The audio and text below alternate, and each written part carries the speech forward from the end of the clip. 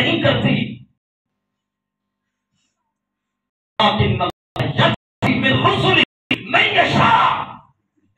مگر اپنے رسولوں میں سے جس کو چاہے غیب کا علم عطا کرتا ہے. اس آیت کو کہاں لے کر جاؤ؟ یا تو قرآن سے نکال دو تمہارا گزارا ہو سکے. اگر یہ آیت قرآن کی ہے اور رب ذوالجلال نے نازل کی اور اس کو جبریل امین لے کر نازل ہوئے تو پھر اس کو مانے بغیر جانا نہیں.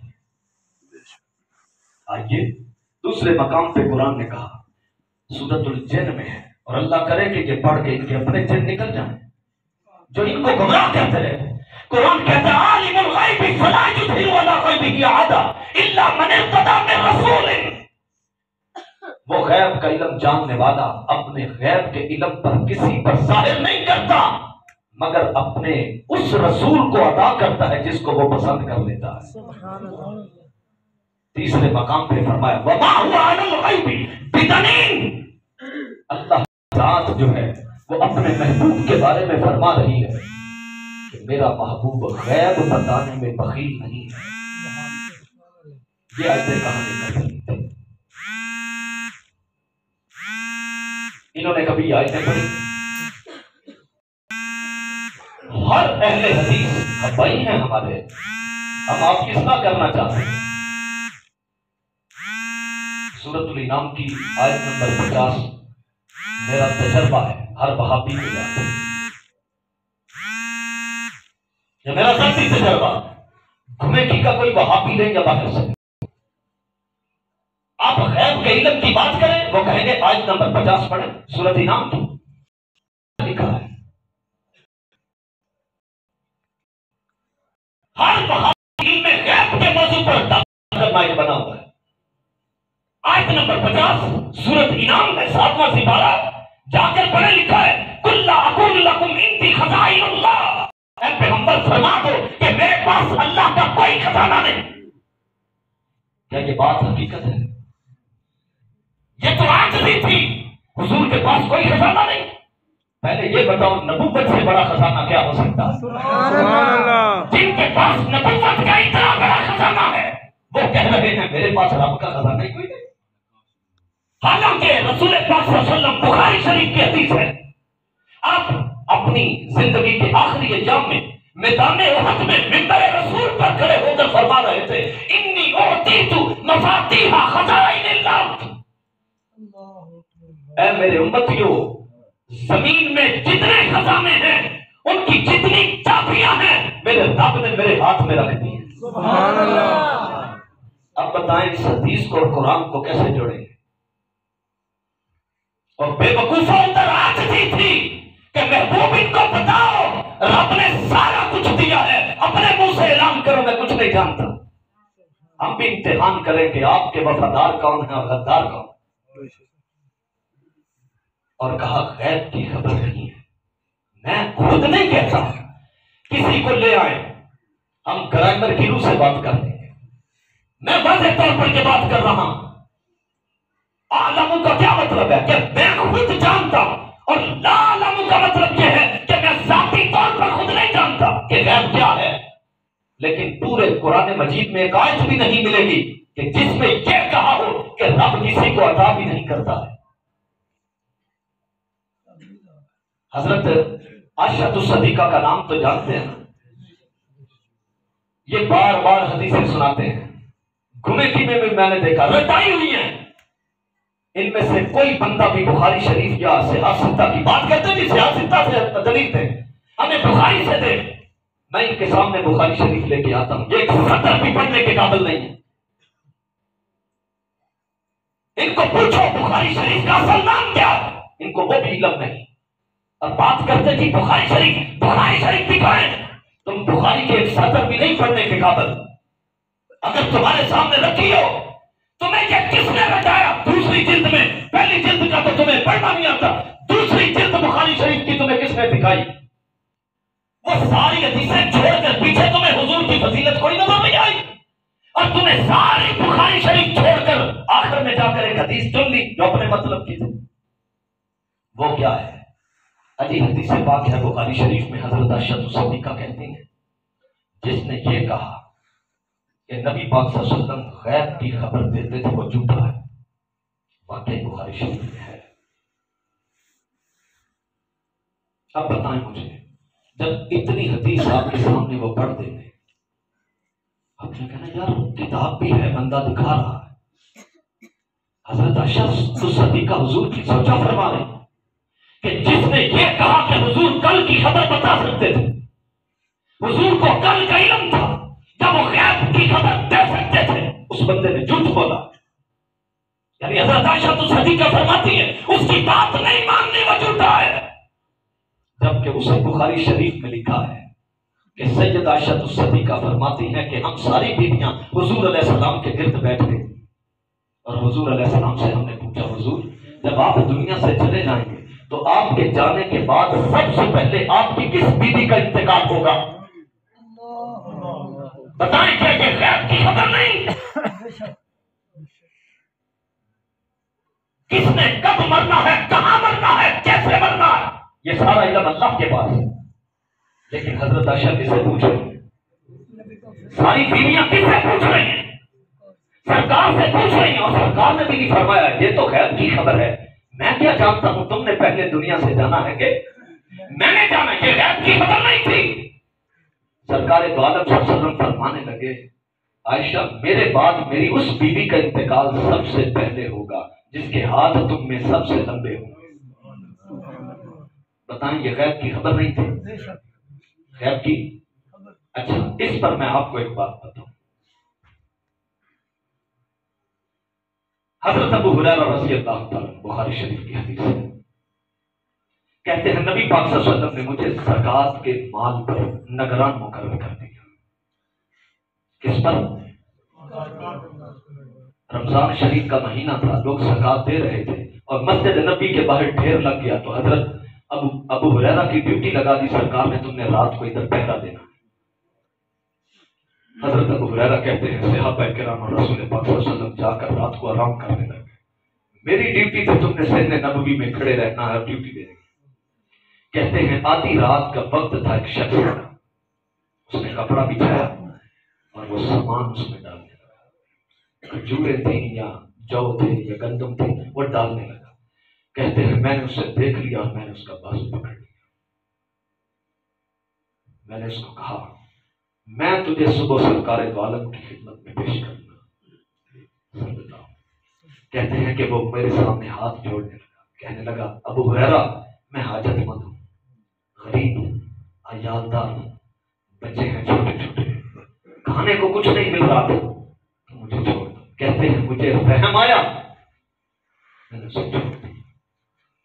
اب یہ معاملہ کہاں پیش آیا؟ صحابہ اور حضور کہاں تھے؟ سو رہے تھے۔ کہتے ہیں جب فجر کی اذان ہوئی تو میں بھی اتر گیا، فجر کی نماز پڑھنے گئی، آقا علیہ السلام نے اس دن کسی صحابی سے کوئی بات نہ پوچھی، ڈائریکٹ مجھے پوچھا ما فعل اسیرک البارحہ یا ابا ہریرہ، ابو ہریرہ بتاؤ رات والے جوڑ کا کیا بنا ہے؟ سبحان اللہ۔ بتائیں بچہ قتل ہوا تو ہمیں سب نے بتایا کہ وہ قتل ہوا ہے، ہمیں کوئی خبر تھی؟ ہمیں کسی نے بتایا تو ہمیں خبر ہوئی، سرکار کو کس نے بتایا؟ سرکار دو عالم صلی اللہ علیہ وسلم کو وہ رب بتاتا تھا جس نے ان کو امام الانبیاء بنایا۔ کہتے ہیں سرکار نے فرمایا وہ کیا کہتا تھا تم سے؟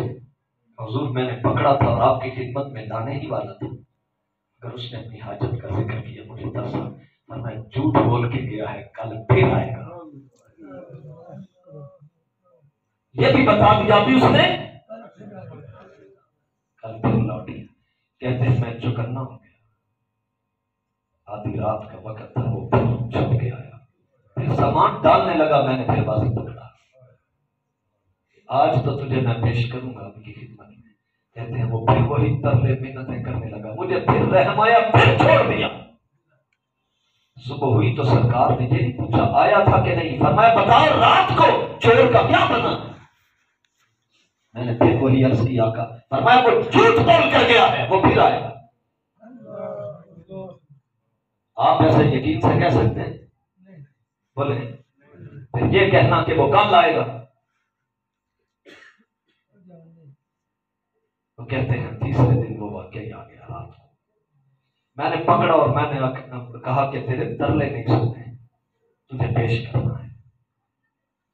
کہتے ہیں جب اس نے چاروں طرف دیکھا کہ اب پیش نہیں جا رہی تو مجھے کہتا ابو ہریرہ تجھے ایک عمل نہ بتا، تو وہ کرے گا تو شیطان ساری رات تیرے پاس نہیں۔ میں نے کہا بتاؤ۔ کہتا ہے رات جب سونے لگو تو آیت الکرسی پڑھ کے سو جایا کرو، شیطان تیرے پاس ساری رات۔ کہتے ہیں مجھے اچھا عمل لگا، میں نے چھوڑ دیا۔ صبح آقا علیہ السلام نے فرمایا ابو ہریرہ بتاؤ رات والے چور کا کیا بنا؟ عرض کی آقا میں بس اس کو آپ کی خدمت میں لانے والا تھا مگر وہ مجھے ایک عمل بتا گیا۔ آقا نے فرمایا کیا بتا کر گیا؟ عرض کی کہ وہ کہتا تھا رات سوتے وقت آیت الکرسی پڑھ لیا کر۔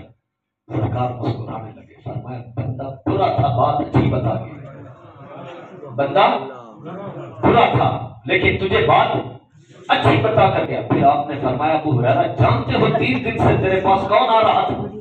عرض کی آقا مجھے تو علم نہیں، میں تو چور دیکھتا تھا، وہ چور تھا۔ فرمایا نہیں وہ چور نہیں تھا، وہ خود شیطان تھا۔ اب بتائیں یہ غیب کی خبریں کون دیتا تھا؟ یہ علم مصطفیٰ کے پاس کہاں سے آیا؟ یہ علم غیب رب نے اپنے محبوب کو عطا دیا تھا۔ اچھا ایک اور بات بتاتا ہوں۔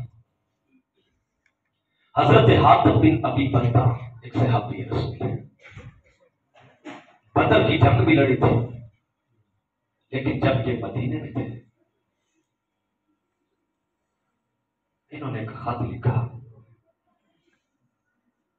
کہ ان کے باقی سارے بیوی بچے مکہ میں تھے اور خود یہ مدینہ میں تھے۔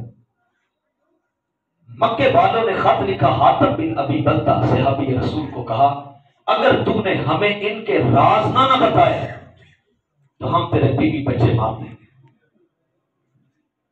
اب بتائیں قرآن مجید میں مجبور کے لیے رخصت ہے کہ نہیں؟ بولے ہے نا؟ اب ہوا کیا ہے؟ حاتم بن ابی بلتع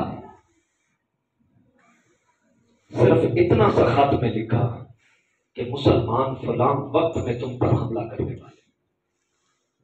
ایک عورت کو وہ خط دیا، پیسے دیے، اس عورت نے وہ خط لیا اور لے کر مکے کی طرف روانہ ہو گئی۔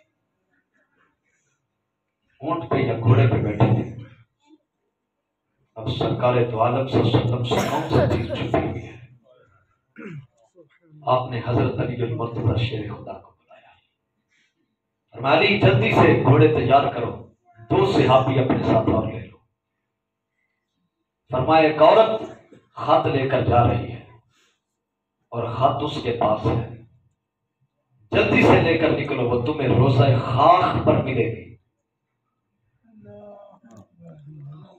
کہاں ملے گی؟ اب بتائیں مجھے ایک بندہ اٹھ کے یہاں سے چلا جائے کہ میں نے لاہور جانا ہے اور اس کو گزرے ہوئے 1 گھنٹہ گزر گیا ہو جائے گئے ہوئے، آپ یقین سے کہہ سکتے ہیں وہ تمہیں کہاں ملے گا؟ نہیں۔ آپ نے جگہ بھی بتائی کہ وہ تمہیں روزہ خاک پر ملے گی۔ حضرت علی فرماتے ہیں تیز رفتار گھوڑے بھی دوڑائے، روزہ خاک سے نہ ایک ہی آگے تھی نہ پیچھے تھی، اندر ہی پکڑی۔ سبحان اللہ۔ کہتے ہیں ہم نے اس کو گھیرا ڈال لیا، ہم نے اس عورت کو کہا جو خط تیرے پاس ہے وہ نکال۔ اس نے کہا واللہ میرے پاس تو وہ خط نہیں۔ حضرت علی تھے، بڑی نرمی سے بات کر رہے تھے، اس عورت نے کہا میرے پاس خط ہے ہی کوئی۔ حضرت علی المرتضی نے تلوار نکال لی۔ وہ جو سخت لفظ حضرت علی نے کہے تھے نا، وہ میں مجمع اس قابل نہیں ہے کہ سنایا جائے۔ وہ جو سخت لفظ کہے تھے ان میں سے ایک بات صرف آپ کو بتاؤں، انہوں نے تلوار جب نکالی تو 2 ساتھی کیا کہہ رہے تھے؟ جب عورت نے کہا نا میرے پاس خط نہیں، تو حضرت علی کے ساتھ جو 2 گئے تھے وہ کہنے لگے نہیں ہوگا اس کے پاس خط۔ حضرت علی نے جوش میں آ کر تلوار نکال کے اس عورت کو کہا میں خدا کی قسم اٹھا کے کہتا ہوں جس نے ہمارے رسول کو حق کے ساتھ مبعوث کیا، جب ان کی زبان سے نکل گیا ہے کہ خط تیرے پاس ہے، یہ کیسے ممکن ہے کہ خط تیرے پاس نہ ہو؟ ہاتھ نہ دیا تو میں تیرے کپڑے بھی اتار کر نکال لوں گا. کہ مسئلہ ناموس سے رسالت کا تھا کہ اگر عورت کو میں خط لیے بغیر چلا گیا قیامت تک لوگ کہیں گے نبی نے کہا تھا مگر عورت سے خط برآمد نہیں ہوا. حضرت علی نے تلوار پکڑی کر یہاں رکھے. اس عورت نے اپنے جوڑے سے خط نکال کے دیا اور ان کو بھی سرزنش کی. کہا تم کلمہ پڑھ کر کیسے کہہ سکتے ہو کہ حضور کو خبر نہیں؟ اگر مجھے تمہاری صحابیت کا اگر لحاظ نہ ہوتا تو میں گردن کاٹ دیتا. خط لیا اور کہنے لگے اللہ کی عزت کی قسم یہ حق ہے. وہ رسول تھے جو کہا وہی ہوا. جب خط لے کر آئے تو پڑھا تو اوپر حضرت حاتب بن ابی بلتہ کا نام. اب وہ بدر کے صحابی تھے. حضرت عمر فاروق وہاں بیٹھے. عرض کی آقا اجازت ہے میں اس منافق کی گردن قلم کر دوں. حالانکہ وہ بدر کے صحابی تھے. انہوں نے ہمارا راز ان کو دیا. آقا اجازت ہے ان کی گردن قلم کرے. سرکار نے فرمایا ٹھہرو حاتب بتاؤ خط کیوں بھیجا تھا؟ انہوں نے عرض کی حضور میرے بیوی بچے تھے اور وہ پریشر ڈالتے تھے کہ ہم مار دیں گے تو حضور مجھے ان سے بڑی محبت تھی. میں نے صرف اتنا بتایا تھا مسلمان تم پہ حملہ کرنا چاہتے ہیں.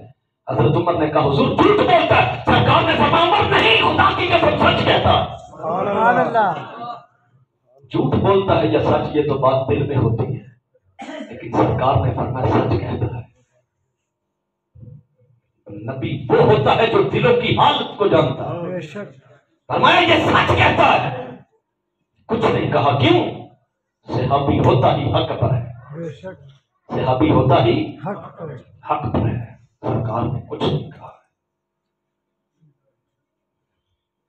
اس کے بعد حدیث سن لیں. میں بڑی کتابیں اس لیے نہیں لے کے آیا کہ ان کا بوجھ ایک بڑا تھا اور یہ کتاب میں پڑھ رہا تھا تو اس میں وہ سارے حوالے موجود تھے. اگر ویسے کسی کو ضرورت ہو تو میں اس کو دے سکتا ہوں. اچھا سن لیں. حدیث کی روایت کرنے والے حضرت عمر فاروق ہیں. کون ہے؟ اور بندہ بھی بڑا مضبوط ہے کہ جس کے سائے سے بھی شیطان ڈرتا. سبحان اللہ. حضرت عمر فاروق سے روایت ہے. فرماتے ہیں یقول قام فینا النبی صلی اللہ تعالی علیہ وسلم مقاما. کہتے ہیں ایک دن حضور علیہ السلام ہمارے درمیان کھڑے ہوئے. فاخبرنا عن بدء الخلق. کہتے ہیں سرکار دو عالم صلی اللہ علیہ وسلم نے ہمیں ہر مخلوق کی ابتدا کی خبر دی. اب بتائیں کتنی مخلوق ہے رب کی. کہتے ہیں ہر مخلوق کی ابتدا کی خبر دی. حتی دخل اہل الجنت منازلہم واہل النار منازلہم. وہ کہتے ہیں یہاں تک کہ جنتیوں کے نام اور ان کے ٹھکانے بھی بتا دیے, جہنمیوں کے نام اور ان کے ٹھکانے بھی بتا دیے. سبحان اللہ. جنت اور دوزخ کا معاملہ قیامت کے بعد ہے کہ پہلے ہے؟ سرکار نے تو وہ خبر بھی دی ہے بعد کی. یہ کہتے ہیں حضور کو قیامت کی خبر نہیں. کہ کیا کہتے ہیں حضور کو قیامت کی؟ جبکہ قیامت کے ہونے کے بعد لوگوں کی جنت اور جہنم کے فیصلے انہیں سرکار نے پہلے بتا دیے. دوسری حدیث سن لیں. حضرت حذیفہ بن الیمان یہ وہ صحابی ہیں جن کو ہر فتنے کا علم سرکار سکھا کر گئے. حضرت عمر فاروق جیسے جلیل القدر صحابی بھی ان سے جنازہ پڑھنے سے پہلے پوچھ لیتے ہیں حذیفہ بتاؤ یہ بندہ حق پر مرا ہے کہ نہ حق مرا ہے. وہ جس کے متعلق کہتے حضرت عمر وہی جنازہ پڑھ لیتے کیونکہ منافق بھی تو تھے نا. حضرت حذیفہ کہتے ہیں قام فینا رسول اللہ صلی اللہ علیہ وسلم مقاما ما ترک شیئا یکون فی مقامہ ذلک الی قیام الساعۃ الا حدث به. کہتے ہیں حضور علیہ السلام ہمارے درمیان کھڑے ہوئے اور آپ نے قیامت تک جو کچھ ہونا تھا ہر شے کی خبر حضور نے دی. سبحان اللہ. بھلا تم دو خبر کے یہ دے سکتے ہیں؟ ہمارے ادھر جتنے بھی ہیں ان کو تو قرآن کا ترجمہ نہیں آتا ہے. میں دعوے کے ساتھ یہ بات کہتا ہوں ان کو قرآن کا ترجمہ کوئی نہیں آتا. اور یہ تولتے ہیں حضور کے علم کو. سنیے حضرت ابو زید عمر بن اخطب صحابی کہتے ہیں قال صلی بنا رسول اللہ صلی اللہ علیہ وسلم الفجر، ہم نے حضور کے ساتھ فجر کی نماز پڑھی. ہم نے حضور کے ساتھ فجر کی، ایسے صحیح ہے. میں بڑی تنگی محسوس کر رہا تھا اس لیے میں نے اتارا ہے. ایسے میں آسان رہوں گا اور آپ کو سمجھ بھی آئے. حضرت ابو زید یعنی حضرت عمر بن اخطب کہتے ہیں ہم نے حضور کے پیچھے نماز پڑھی. کون سی؟ فجر کی نماز پڑھی. وہ کہتے ہیں فجر کی نماز پڑھا کر وصعد المنبر، سرکار دو عالم صلی اللہ علیہ وسلم ممبر پر تشریف لے گئے. فخاطبنا حتی حضرت الظہر، وہ کہتے ہیں اتنا لمبا خطاب کیا، اتنا لمبا خطاب کیا سرکار دو عالم صلی اللہ علیہ وسلم نے کہ فجر سے لے کر ظہر کی نماز کا وقت ہو گیا. سبحان اللہ. بتائیں کتنا لمبا خطاب کیا، فجر سے لے کر ظہر تک کتنا لمبا خطاب ہو. ہمارا 11 بجے ختم شروع ہو اور 1 بج جائے تو سارے گھڑی کو دیکھتے ہیں، لیکن یہاں خطاب کرنے والے رسول پاک ہیں اور سننے والے تمام صحابہ کرام ہیں. کہتے ہیں فجر کے بعد شروع ہوئے حتیٰ کہ ظہر کی نماز کا وقت آ گیا. فنازل، پھر آقا علیہ السلام ممبر سے نیچے تشریف لائے. فصلی ثم صعد المنبر، آقا علیہ السلام نے ظہر کی نماز پڑھنے کے بعد پھر ممبر پہ چڑھ گئے. فخاطبنا حتی حضرت العصر، اتنا لمبا خطاب کیا عصر کی نماز کا وقت ہو گیا. ثم نزل فصلى ثم صعد المنبر فخطبنا حتى غربت الشمس، ممبر سے نیچے تشریف لائے، عصر کی نماز پڑھی، پھر آقا علیہ السلام ممبر پہ تشریف لے گئے. وہ کہتے ہیں حضور علیہ السلام نے اتنا لمبا خطاب کیا کہ مغرب کی نماز کا وقت ہو گیا. اب سنیے، وہ جو مجھے کہتا تھا اپنے بریلوی بھائیوں کو سمجھاؤ کہ یہ کہتے ہیں حضور ماں کان و ما یکون کا خبر کا علم بھی رکھتے ہیں. مسلم شریف کی حدیث ہے، صحابی رسول کہتے ہیں سرکار دو عالم صلی اللہ علیہ وسلم نے اتنا لمبا خطاب کیا فاخبرنا بما کان وبما هو کائن فعلمنا احفظنا. وہ کہتے ہیں حضور نے اتنا لمبا خطاب کیا، جو کچھ ہو چکا تھا وہ بھی بتا دیا اور قیامت تک جو ہونا تھا اس کی خبر بھی حضور نے دی. اللہ اکبر.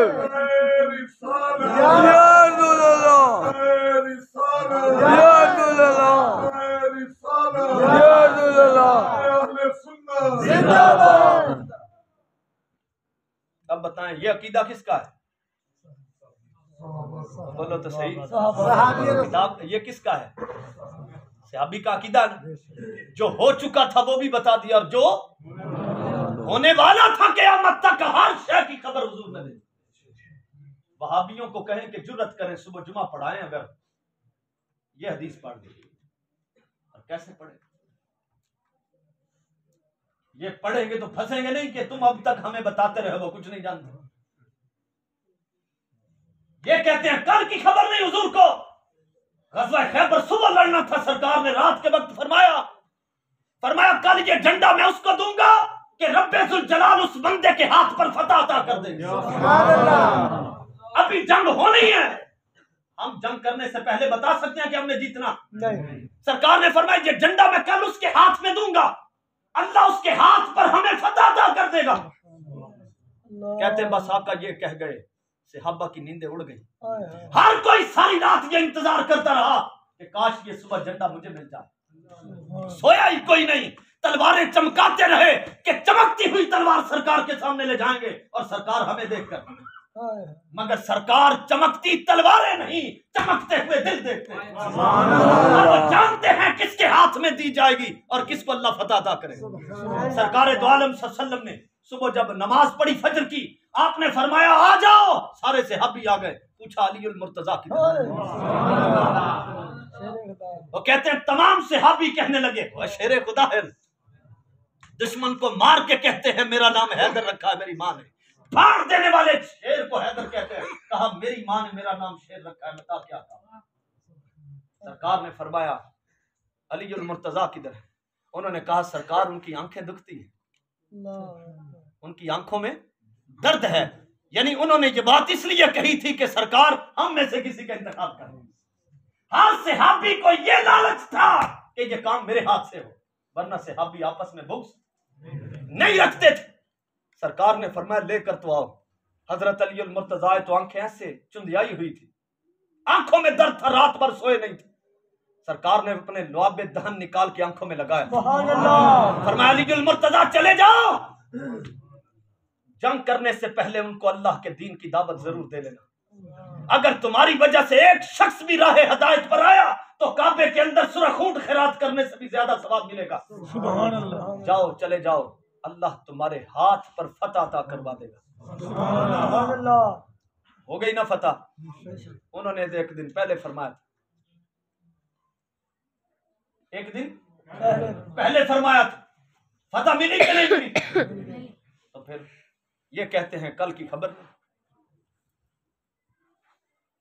इसके बाद आए ये जो हदीसें मैं पढ़ रहा हूं, इसको आपने याद रखना। आका अलैहिस्सलाम हजरत अबू मूसा अशअरी फरमाते हैं, आप फरमाते हैं मैं सरकार दो आलम सल्लल्लाहु अलैहि वसल्लम की खिदमत में रहना चाहता था, तो मैं एक दिन वुजू करके इस नियत से चला, आका जहां मिले आज सारा दिन हुजूर की खिदमत करना।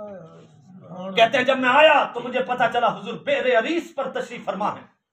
मदीने में एक कुआं था, एक बाग था बहुत बड़ा, और वहां एक कुआं था जिसको बेरे अरीस कहते थे।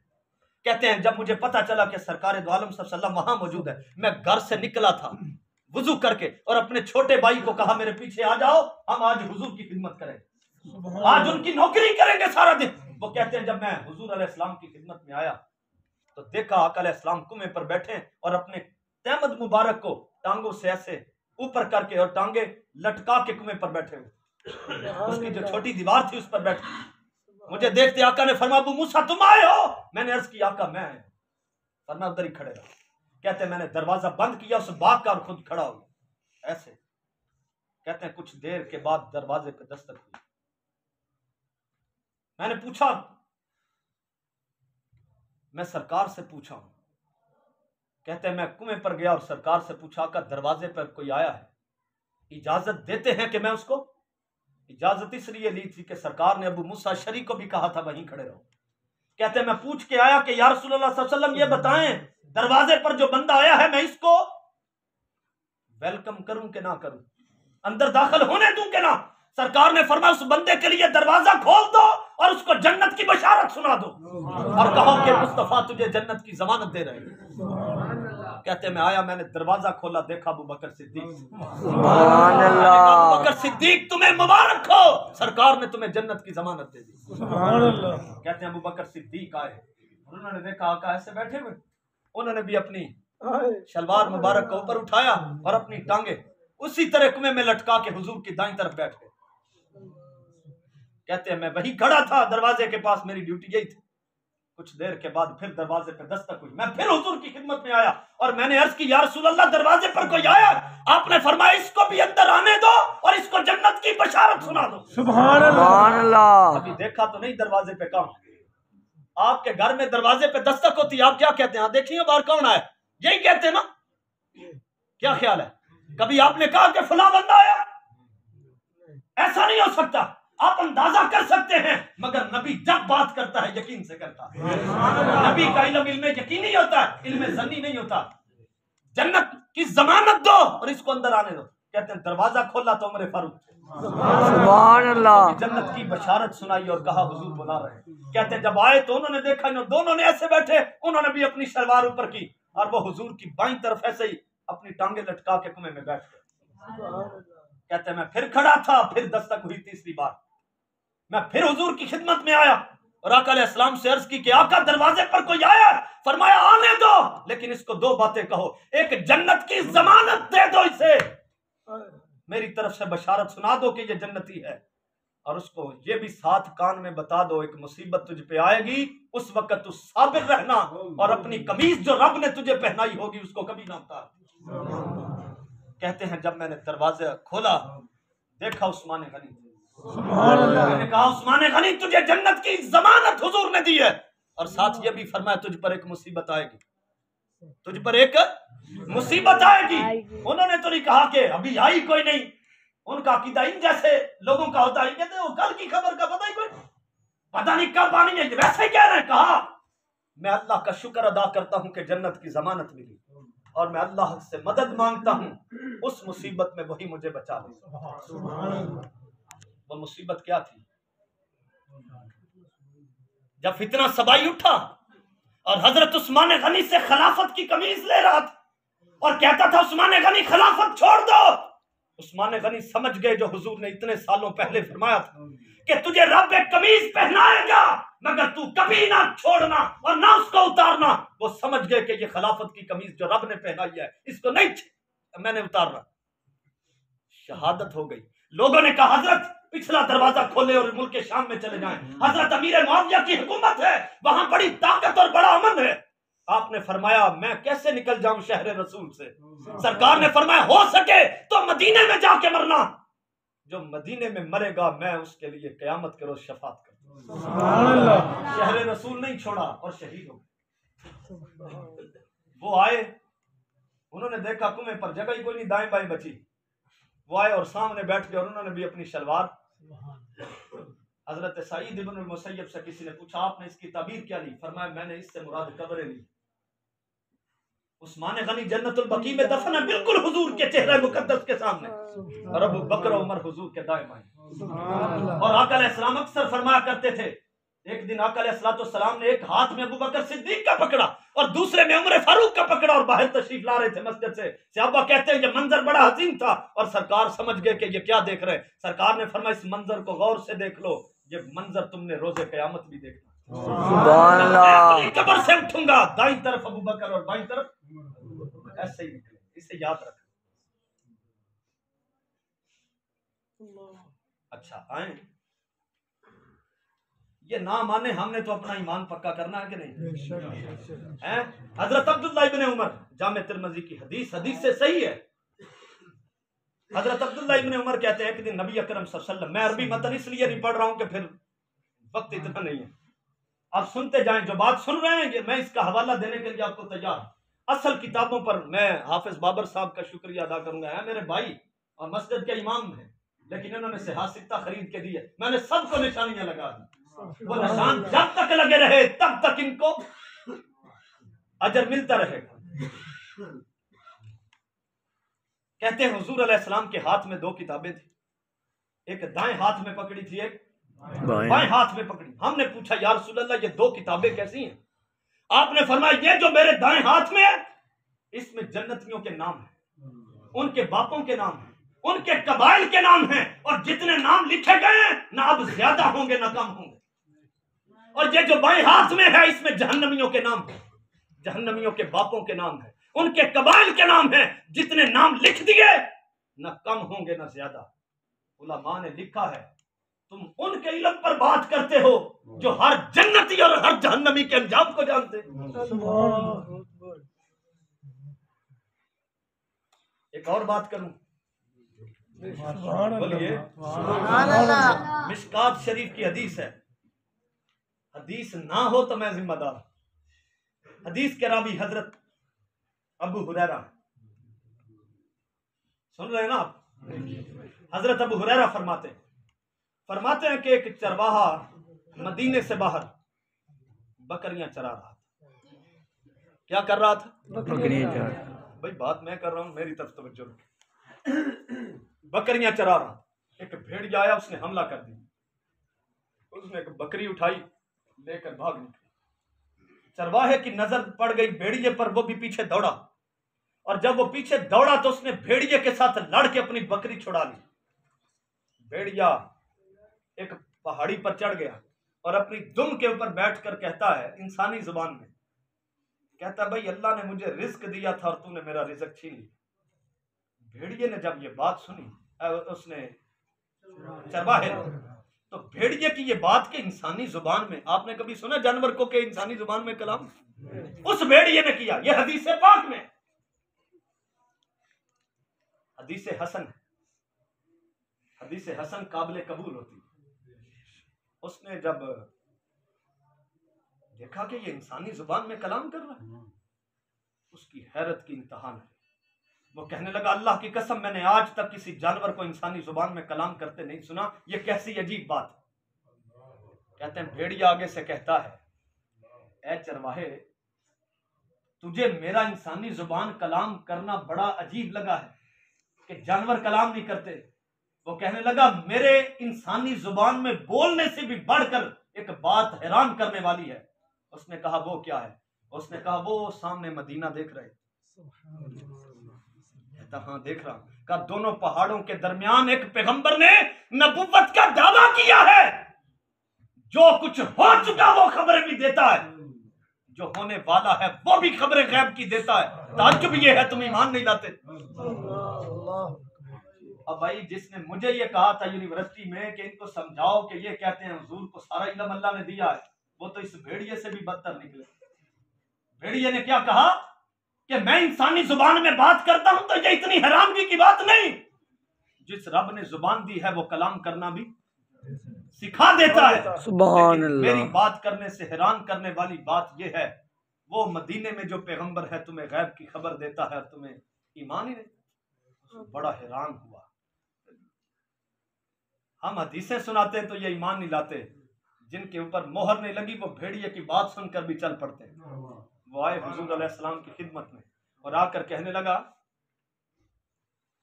مان تو ویسے ہی گیا ہوا تھا، آ کر کہتا ہے آپ نبی ہیں؟ آپ نے فرمایا ہاں نبی ہوں۔ کہنے لگا اس پر دلیل کیا ہے؟ سرکار مسکرانے لگے، فرمایا اس پر یہ دلیل تھوڑی ہے، ابھی تجھے بھیڑیے نے ایک بات کی ہے تو میرے پاس آ گیا۔ اور بھیڑیے میں اور اس انسان میں کلام تو جنگل میں ہو رہا تھا، سرکار کو کس نے بتایا؟ وہ فوراً اسلام قبول کر کے مسلمان۔ ان کو بھیڑیے کی زبان پر اعتماد تھا اور انہیں حدیثوں پر اعتماد نہیں۔ ایسا ہی ہے کہ نہیں؟ آخری بات ہے، اس کے بعد پھر میں گفتگو ختم کروں، اور یہ بات میں پورے وثوق کے ساتھ کہتا ہوں، قیامت تک نبی پاک صلی اللہ علیہ وسلم کے علم غیب پر شک کرنے والا منافق ہے۔ یہ میری بات بچے بھی نوٹ کر رہے اور بڑے جوان ہیں، اس پر میں آپ کو حدیث نہ سناؤں تو غیب کے علم کی میں بات کر رہا ہوں۔ ظاہر کو تو یہ مانتے، غیب کے علم کی جو نفی کرتا ہے کہ سرکار نہیں جانتے، اور یہ اس قدر بے وقوف ہیں کہ انہیں علم ہی نہیں کہ حضور کو اللہ نے علم کتنا عطا کیا۔ سرکار فرماتے ہیں، اس کا میں عربی متن ضرور پڑھوں گا۔ آقا علیہ السلام فرماتے ہیں، اُرِدَتْ عَلَيَّ أُمَّتِي فِي صُوَرِهَا فِي التِّينِ، میری ساری امت رب نے میرے سامنے خاکی صورتوں میں پیش کی۔ میری ساری امت میرے رب نے خاکی صورتوں میں پیش کی۔ کما اُرِدَتْ عَلَىٰ آدم علیہ السلام، جیسے آدم علیہ السلام کے سامنے رب نے پیش کی۔ وَأُعْلِمْتُ مَنْ يُؤْمِنُ بِي وَمَنْ يَكْفُرُ بِي، فرمایا اور میں جان گیا کہ کس کس نے مجھ پر ایمان لانا ہے اور کس کس نے مجھ پر ایمان۔ اور کیسے خوش نصیب ہیں آپ جب سرکار کے سامنے آپ پیش ہوئے ہوں گے، ایمان کی حالت میں پیش ہوئے۔ جس کو ایمان کی حالت میں سرکار نے ایک مرتبہ دیکھ لیا اور مسکرا اٹھے، وہ مرتے دم تک کافر نہیں ہو۔ وہ گناہ گار ہو سکتا ہے مگر جس پر نظر مصطفیٰ پڑی وہ کافر نہیں ہے انشاءاللہ۔ سرکار نے فرمایا میں جان گیا کس نے مجھ پر ایمان لانا ہے اور کس نے مجھ پر ایمان۔ کہتے ہیں فبالغ ذالک المنافقین، اب یہ لفظ سن لے حدیث کے، فبالغ ذالک پڑھیں پھر لفظ فبالغ ذالک المنافقین، جب یہ بات منافقوں تک پہنچی، سرکار نے تو یہ فرما دیا نا جس جس نے مجھ پر ایمان لانا ہے اور جس جس نے مجھ پر ایمان نہیں لانا سب میرے علم کے اندر ہے۔ جب یہ بات منافقوں کو پہنچی، فقالوا استہزاء، تو وہ مذاق کرنے لگے، آپس میں بیٹھ کر کہنے لگے زعم محمد، محمد کا یہ گمان ہے، دیکھیے کس قدر بے ادب لہجہ ہے کہ محمد کا صلی اللہ علیہ وسلم یہ گمان ہے کہ انہو یعلم من یؤمن به ومن یکفر به ممن لم یخلق بعد ونحن معه۔ وہ کہتے ہیں جبکہ وہ کہہ رہے ہیں کہ مجھے ان کا بھی علم ہے جو مجھ پر ایمان لائیں گے اور مجھے ان کا بھی علم ہے جو ایمان نہیں لائیں گے، لیکن کہتا حال یہ ہے کہ جو لوگ ابھی پیدا ہی نہیں ہوئے محمد کو کیسے پتا کہ وہ ایمان لائیں گے یا۔ اور پھر کہنے لگے دیکھو ہم تو ہر وقت ساتھ رہتے ہیں اور وما یعرفنا، ہمارا پتہ ہی کوئی نہیں۔ منافق کیا کہہ رہے تھے کہ ہم تو ہر وقت ان کے ساتھ رہتے ہیں، انہیں پتہ ہی نہیں کہ ہم منافق ہیں۔ بس انہوں نے یہ کہا، فبلغ ذلك رسول اللہ صلی اللہ علیہ وسلم، یہ بات حضور تک پہنچ گئی۔ فقام علی المنبر، اب ممبر پہ کھڑے ہوئے، فحمد اللہ واثنى علیہ، آقا علیہ السلام نے آپ نے اللہ کی حمد کی اور اللہ کی تعریف کی۔ ثم قال، اور پھر فرمایا، ما بال اقوام طعنوا فی علمی، فرمایا ان لوگوں کا حال کیا ہوگا قیامت کے دن جنہوں نے میرے علم پر تانا زنی کی ہے۔ اور تمہارا بیڑا غرق جائے، تم تو ڈائریکٹ کہتے ہو نبی کو یہ علم نہیں۔ اور دیکھو تو صحیح حدیث میں یہ کس کی بات ہو رہی ہے؟ یہ کون بے حیا تھے جنہوں نے حضور کے علم پر تانا زنی کی کہ ہم تو ساتھ ہوتے، ہمارا پتہ ہی کوئی نہیں۔ فقام علی المنبر فحمد اللہ واثنى علیہ فقال ما بال اقوام طعنوا فی علمی، فرمایا ان لوگوں کا حال کیا ہوگا جنہوں نے میرے علم پر تانا زنی کی ہے۔ فرمایا لا تسألونی عن شیء فیما بینکم و بین الساعۃ الا نبأتکم بہ، فرمایا میں تمہیں رب کی قسم دے کر کہتا ہوں، اب کی بات اور قیامت تک جو کچھ ہونا ہے تم مجھ سے جو مرضی پوچھو، جہاں کھڑا ہو کر بتا۔ اللہ، ایک شخص کھڑا ہو گیا، ایک شخص کھڑا ہو گیا، وہ کہنے لگا حضور یہ لوگ مجھے تانا دیتے ہیں تیرا باپ حذافہ نہیں ہے، کوئی اور ہے، حضور یہ بتائیں میرا باپ کون ہے؟ آقا نے فرمایا تیرے باپ کا نام حذافہ ہے۔ کون کس کا باپ ہے یہ تو تنہائیوں کے مسئلے کہ کون سی عورت کس مرد کے ساتھ تھی، کس مرد سے حمل ٹھہرا اور کس مرد کا نطفہ اپنے پیٹ میں لیے پھرتی ہے، یہ تنہائیوں کے رات کے اندھیروں کے مسئلے ہیں۔ لیکن جب وہ زبان نبوی سے بولے پھر راز کھولتے جاتے ہیں، اور اگر زبان حکمت سے بولے تو چھپاتے بھی جاتے ہیں۔ کہا تیرے باپ کا نام حذافہ ہے۔ ایک اور کھڑا ہوا، اس نے کہا حضور میرا باپ کون ہے؟ سرکار نے فرمایا تیرے باپ کا نام سالم ہے اور وہ شیبہ کا غلام ہے۔ ایک اور اٹھ کے کھڑا ہوا اور وہ منافق تھا، اس نے کہا محمد یہ بتاؤ کہ میں مرنے کے بعد میرا ٹھکانہ کہاں ہوگا؟ فرمایا تو جہنم میں جائے۔ کہاں جائے گا؟ کہتے ہیں سرکار کا چہرہ مقدس اتنا سرخ ہو چکا تھا، یہ بات کرتے ہوئے لگتا تھا کسی نے اناروں کا رس نچوڑ کے حضور کے چہرہ انور پہ ڈال دیا، اور فرماتے جا رہے تھے سلونی اما شئتم، سلونی اما شئتم، سلونی اما شئتم۔ بخاری کے الفاظ ہیں یہ، کہا کہ مجھ سے جو چاہو پوچھو میں تمہیں بتا دوں گا۔ جب حضرت عمر فاروق نے دیکھا کہ نبی پاک صلی اللہ علیہ وسلم اتنے جلال میں ہیں، وہ سوچنے لگے کہیں رب کا عذاب نہ آ جائے، کیونکہ نبیوں کی علم کی جو آزمائش کرتے ہیں وہ قومیں تباہ ہو جاتی ہیں۔ یہ فوراً اٹھے اور حضور کے گھٹنے گوڈے مبارک یہ پکڑے اور رونے لگے۔ کہتے ہیں اس دن مسجد نبوی میں صحابہ زاروں قطار رونے لگے۔ کیوں؟ کیونکہ وہ تو سارے ادب والے تھے، سوال تو اٹھایا تھا منافقوں نے، لیکن جو محبت والے تھے ان کے دل دکھے۔ حضرت عمر فاروق نے کہا یا رسول اللہ ہم آپ کے رب سے معافی مانگتے ہیں، ہمیں معافی لے کر دے، ہم راضی ہو چکے ہیں آپ کے اللہ کے رب ہونے پر، اور ہم دین اسلام کے سچا دین ہونے پر راضی ہیں، اور آپ کے سچا نبی ہونے پر راضی ہیں۔ انہوں نے کہا حضرت عمر فاروق نے یہ لفظ ہی کیوں آخر میں کہے، ہم آپ کو نبی مان کر راضی ہو چکے۔ انہوں نے کہا اس سے پہلے غیب کی خبروں کی بات ہو رہی تھی، اور حضرت عمر فاروق نے آخر میں نبی کی بات اس لیے کی، وہ بتانا یہ چاہتے تھے نبی ہوتا ہی وہ ہے جو غیب کی خبر دیتا ہے، غیب کی۔ اور اگر آپ اجازت دیں تو یہ موضوع مزے پر ختم کریں۔ یہ حدیث انہوں نے سنی ہوئی ہے جو روز درس حدیث سنتے ہیں وہاں پہ، یہ میں اس دن بھی سنائی تھی آپ کو، مسند احمد کی حدیث ہے۔ حضرت عبداللہ ابن مسعود کہتے ہیں خطبنا رسول اللہ صلی اللہ علیہ وسلم خطبۃ فحمد اللہ واثنى علیہ، کہتے ہیں نبی اکرم صلی اللہ علیہ وسلم نے ہمیں खुतबा दिया और अल्लाह की हम्द और अल्लाह की तारीफ की। ये चोर जो कहते थे कि हम साथ रहते हैं, हमारा इल्म ही नहीं, सरकार ने फिर नाम ले लेकर उठाया।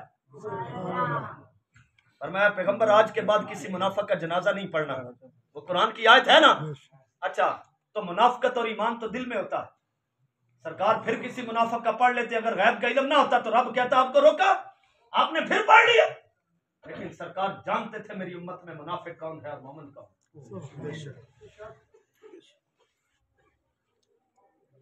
सहाबी कहते हैं सुम्मा काला इन्ना फीकुम मुनाफिकीन। सरकार उठ के खड़े हुए तो आपने फरमाया तुम में से कुछ मुनाफिक हैं। फमन सम्मैतु फलयकुम, मैं जिस जिसका नाम लूं उठ के खड़ा हो जाए। ये जो कहते थे हम साथ रहते हैं, हमारा पता ही कोई नहीं, फरमाया जिसका नाम मैं लूं उठ के खड़ा हो जाए। फिर आका अलैहिस्सलाम नाम लेने शुरू हो गए। फरमाया फलयकुम सुम्मा काला कुम या फलां, कुम या फलां, कुम या फलां।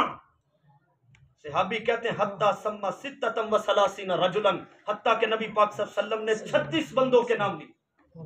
कितने बंदों के नाम? 36 बंदों के नाम लिए और उनको फरमाया निकल जाओ यहां से। निकल गए। हजरत उमर उस मजलिस में मौजूद नहीं थे, वो अपने घर से मस्जिद की तरफ ही आ रहे थे। काला फमर्रा उमर वाला राजुलिन मिम्मन सम्मा मुकन्नाइन कद कान यारिफुहु। हजरत उमर फारूक जब आ रहे थे रास्ते में तो दोपहर का वक्त था, देखा कि बंदा मुंह लपेट के आ रहा, कपड़ा से देखे ना मुंह पे, तो लपेट के तो आ रहा था। हजरत उमर ने फरमाया काला माला का क्या हुआ है तुझे, ये मुंह क्यों ढांपा हुआ? काला फहद्दसहु बिमा काला रसूलुल्लाह, जो बात मस्जिद नबी में हुई थी बता दी। कहा ऐसे ऐसे नबी पाक सल्लल्लाहु अलैहि वसल्लम ने हमें मुनाफिक कहा और उठा दिया अपनी मजलिस।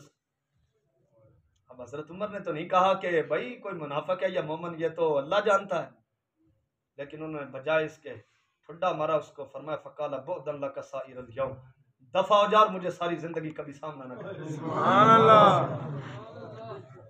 ईमान था ना कि सरकार ने जो फरमाया तेरे मुंह से जो निकली वो बात हो के रही। ऐसा ही है कि नहीं? सरकार ने जो फरमा दिया वो। शक करने वाला बंदा क़यामत को सरकार पर ईमान ना रखने वाला इतना बुरा नहीं जितना हुजूर पर ईमान रख के शक करने वाला बुरा है। और किसी ने कहा काफिर होने से बेहतर, मुनाफिक होने से बेहतर है काफिर बन जाओ। उसने पूछा ये कैसे? उसने कहा इसलिए कि जहन्नुम में तो काफिर भी जाएगा और मुनाफिक, लेकिन काफिर का दर्जा जरा छोटा है, मुनाफिक उससे निचले दर्जे में जाएगा। क़यामत तक याद रख लें। और जो सरकार के इल्म गैब पर ईमान नहीं रखते, मुझे कहते हो कि उनके पीछे जनाजे पढ़ लें? बताएं मुझे, ये तो अपना अपना ईमान है। आपकी 100 मजबूरियां हैं, मुझे उससे गरज ही कोई नहीं। ऐसा नहीं है। हालांकि इस तरह की जब मैं बातें करता हूं, अगरचे मैं महीने के बाद आता हूं, मगर मैं हर बंदे के दिल की हालत तो नहीं जानता। लेकिन क्या यहाँ बैठे लोग हमारे खिलाफ बातें नहीं करते? आप क्या चाहते हैं मैं भी मुनाफिकाना बातें किया करूं? आपको अल्लाह का शुक्र अदा करना चाहिए, मैं खोल के बात करने वाला। सुभान अल्लाह। जी इरफान साहब बताएं, मैंने कभी बात में झोल रखा? नहीं। मैंने कभी बात में कहा चल यार पासा रहन दइए, कितने नाराज ना होना, तो यार नहीं रहना करानी है कि नहीं, पता नहीं मैंने अगर बुलान के ना बुलान, जब मैं लेता ही कुछ नहीं। क्यों? मेरे करीम से गर कतरा किसी देने वाले जब हमारे आका हैं, कौन देता है देने को मुंह चाहता है। ये तो इन नौजवानों का जो 11वीं का इंतजाम करते हैं, इनका अपना कमाल कोई नहीं, इनको चुना गया। अगर ये चुने ना होते और हमें चुना गया ना होता, मेरी क्या औकात थी मैं खिताब करता, आपकी क्या औकात थी यहाँ बैठे होते, इनकी क्या औकात थी इंतजाम करते। जो नहीं आए वो बुलाए नहीं गए, जो आए हैं वो बुलाए गए।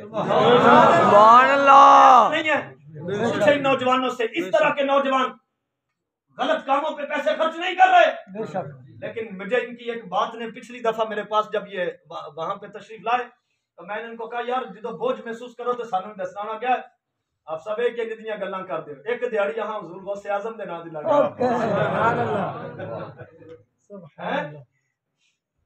मतलब हम 30 दिन कमाते ही हैं, तो एक दिन जेडी 3000 दी 4 दी दिहाड़ी लगी सरकार गौसे आजम दे दी। یار دیکھیں یہ خطاب نہیں کر سکتے، سادے بندے ہیں، کچھ میرے کلاس فیلو ہیں، لیکن تقسیم تو اللہ کی ہے. جو کام یہ کر سکتے ہیں وہ میں نہیں کر سکتا، اور جو میں کر سکتا ہوں یہ نہیں کر سکتے. لیکن ڈیوٹی کیسے رب نے تقسیم کی؟ تمہاری ڈیوٹی لگائی ہے لنگر کھا کے جانا ہے، ان کی لگائی ہے تم نے پکانا ہے، اور مجھے یہ ڈیوٹی دی گئی ہے تم نے دین کی باتیں سنانی. سبحان اللہ. اللہ کرے کہ کسی ایسی ڈیوٹی نہ نکلے کہ وہ جوتا لے کے چلا جائے. ایسی بھی تو ڈیوٹی ہو سکتی ہے نا کہیں. اللہ کرے کہ اس طرح کی. یہ میں نے بات اس لیے کی ہم بڑے پریشان بیٹھے ہوئے کیونکہ ہر وقت بند کرو یار.